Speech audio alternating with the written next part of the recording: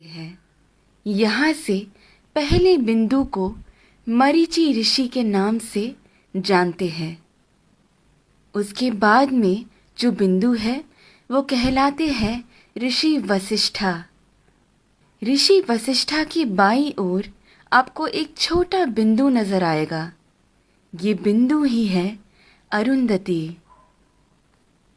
ऋषि वशिष्ठा के बाद आते हैं ऋषि अंगीरसा।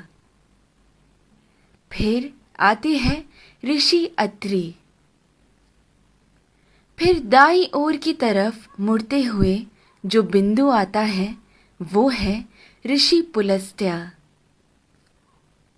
उसके बाद आते हैं ऋषि पुलह और फिर ऋषि क्रतु। ऋषि पुलह और क्रतु के अंतर को 5 गुना मिलाकर नीचे की तरफ आएंगे तो वहां बसे हैं ध्रुव नक्षत्र।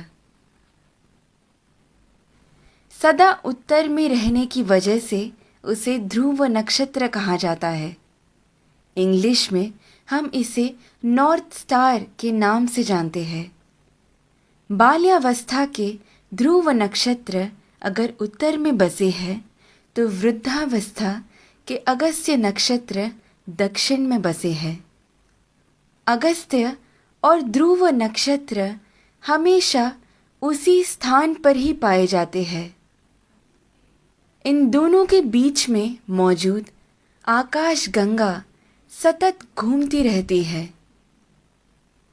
इस कारण से हमारी धरती अक्ष के ऊपर घूमकर घूमती रहती है।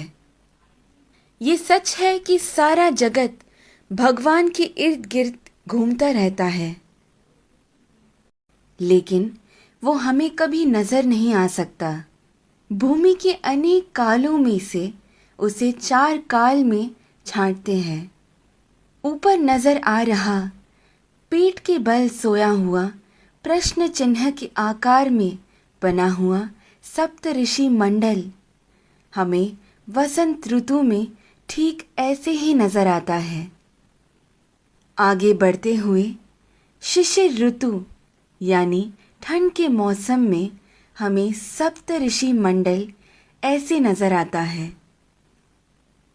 फिर शरद ऋतु में जब सारे पत्ते झड़ने लगते हैं तब सप्त ऋषि मंडल हमें ऐसे पीठ के बल सोया हुआ प्रश्न चिन्ह के आकार में नजर आता है।